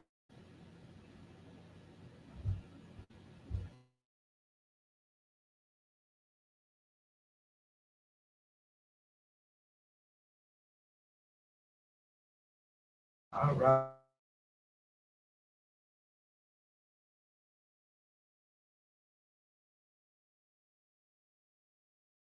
While I should yell.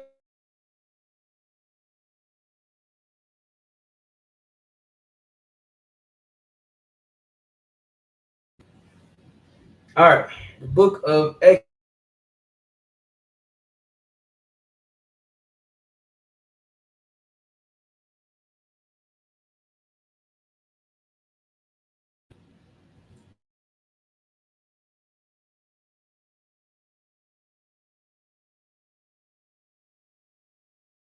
in the seventh day he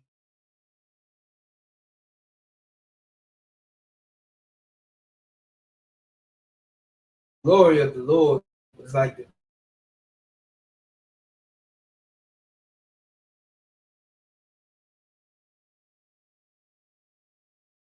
same verse, like this verse.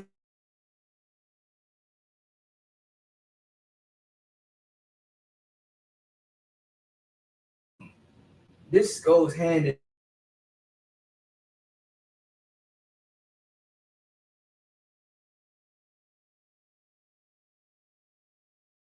exact verse, but it's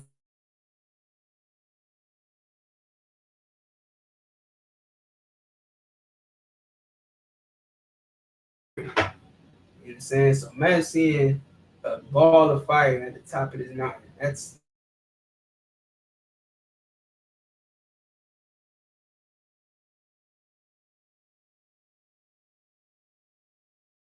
the angels. All the angels have the same type of representation,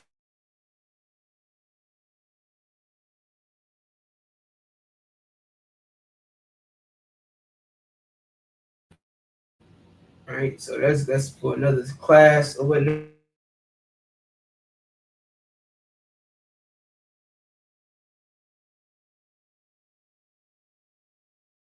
Midst of the cloud and got him up into the mountain. And Moses was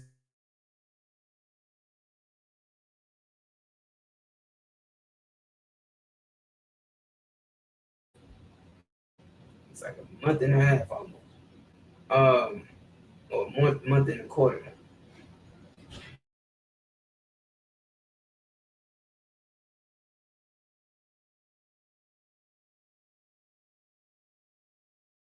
Speak unto the children of Israel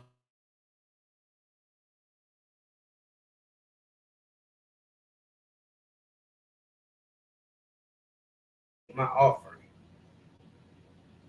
All right. And this is the offering which ye shall take of them gold and silver and brass.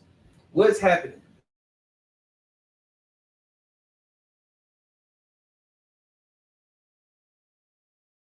This, you know what I'm saying? Notice that these are commandments, man. These are not the 10 Commandments. It's not just 10 Commandments. These is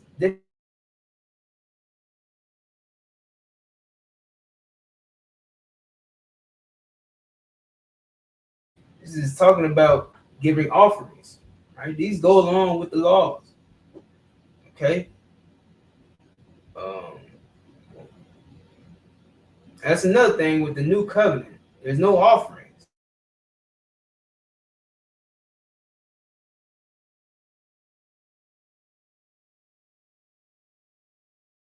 Offerings.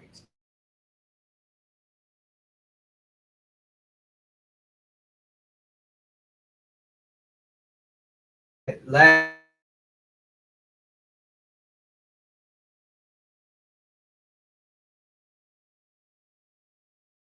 lose your life. Now you get punished. You understand? But before you get punished, you have mercy. So it's not just gonna be, oh, you didn't do it, off with your head. You know what I'm saying? Now it's, hey man, you look, you this, you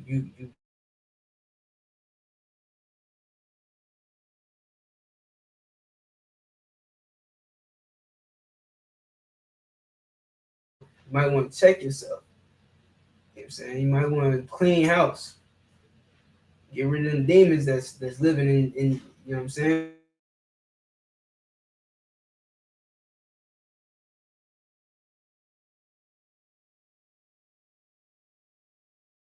Of them gold and silver and brass.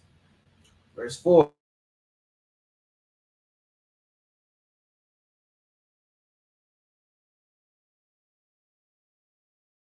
No, no. Man, I keep reading too much. I just want to keep reading.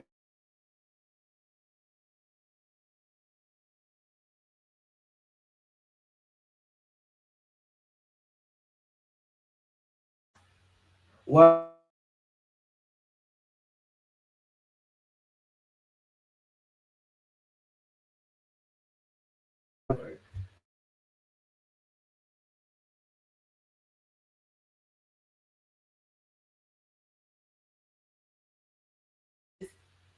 Shanya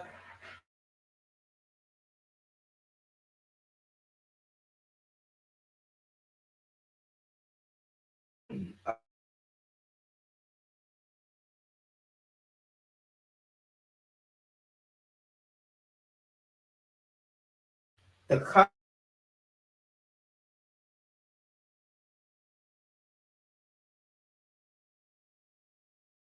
Amar Bashamyam. Bashamyam. Let me see.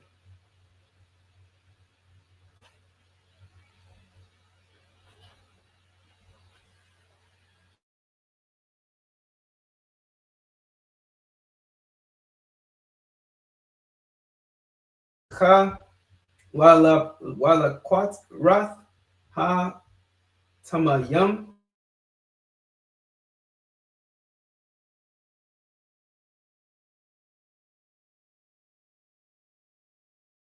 La Apad Wa La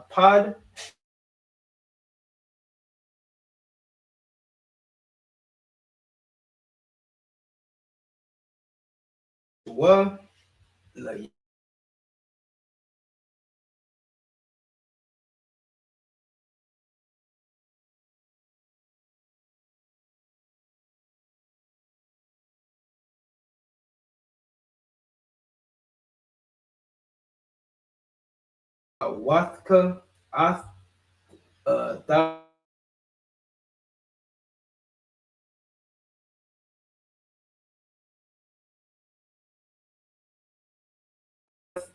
the Bunyath Call um Call Yawa Wakan Tha Aishua verse 10 Wa Aishua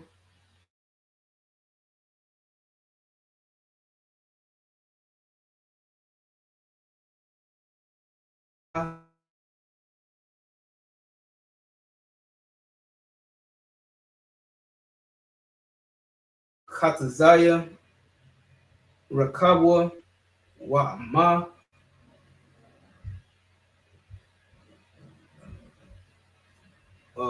Wa Khatazaya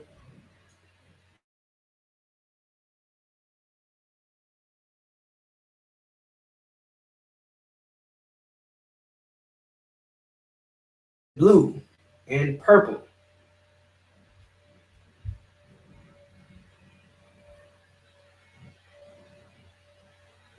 and scarlet and fine linen and goat's hair.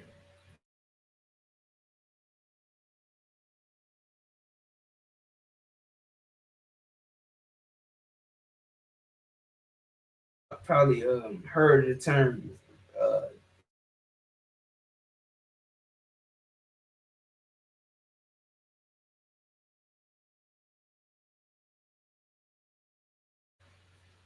or the 30.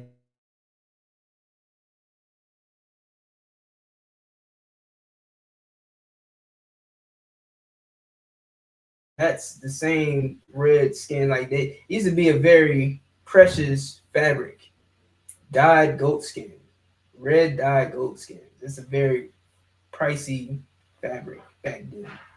You understand?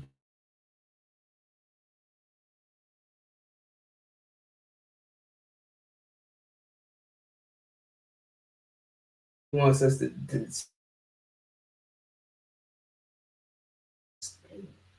and goat's hair. You understand?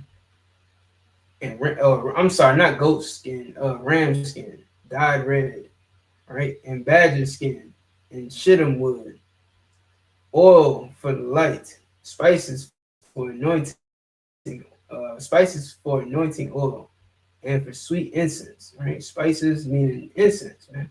You know what I'm saying? Those frankincense and myrrh, and that frankincense oil for, you know what I'm saying? All types of different oils for light, all right? Onyx stones is that black stone, and stones to be set in the ephod and in the breastplate.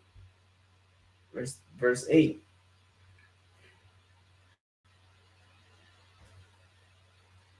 Verse 8. And let them make a sanctuary that I may dwell among them. Verse 9. According to all that I show thee, after the pattern of the tabernacle, and the pattern of all the instruments thereof, even so shall ye make it. Verse 10. And they shall make an ark of shittim wood, 2 cubits and a half shall be the length thereof, and the cubit and a half the breadth thereof, and the cubit and a half the height thereof. Right. So with the cubit is the size of your forearm, from your fist to your elbow. The average size forearm is a cubit. Mine is probably shorter than that. You know what I'm saying? Probably a little shorter than the cubit. There's some people with some long forearms. I don't know. Maybe. Who knows? But the average size forearm is the length of a cubit.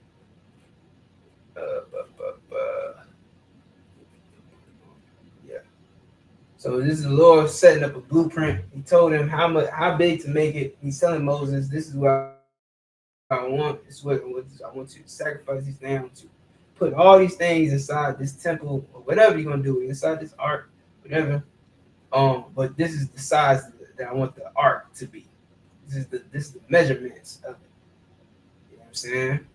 And it's gonna go into more stuff, but that's all we're gonna read this week. So that's definitely tune in next week to find out what happens next. I know what's about to, you know what I'm saying? I got some guesses. I got some predictions of what's about to happen. But that's pretty much it on this Sabbath service, man. The water for y'all being here. All right. So let's close out. Men of Israel, Imagine.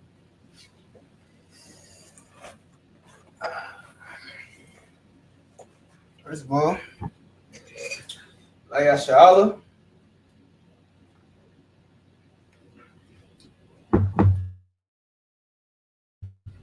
Okay. Men of Israel, I'm going to give a courtesy salute. Imagine Shabbat. Imagine Barak. Yahweh Bashem Yahweh Shabrak Matah. All right, sisters can stand. And of Israel, we're going to give a courtesy salute to the sisters in the class. Imagine Shabbat. Imagine Barak. Yahweh Shemal Adon Bashem Yahweh Shai. Imagine Matah. Hands down. All right, the water says. Shalom to everybody at the Y for joining us for the Sabbath service. Tune in next week. Classes Monday through Friday, 7 p.m. to 9 p.m. Central Standard Time. All right. I'll give it to y'all next week. Shalom.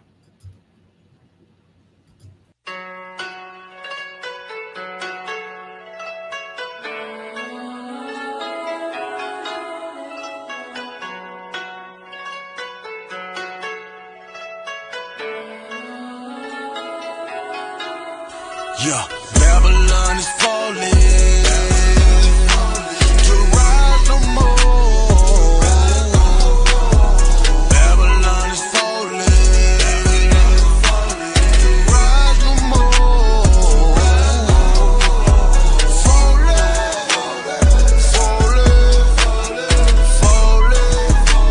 to rise no more.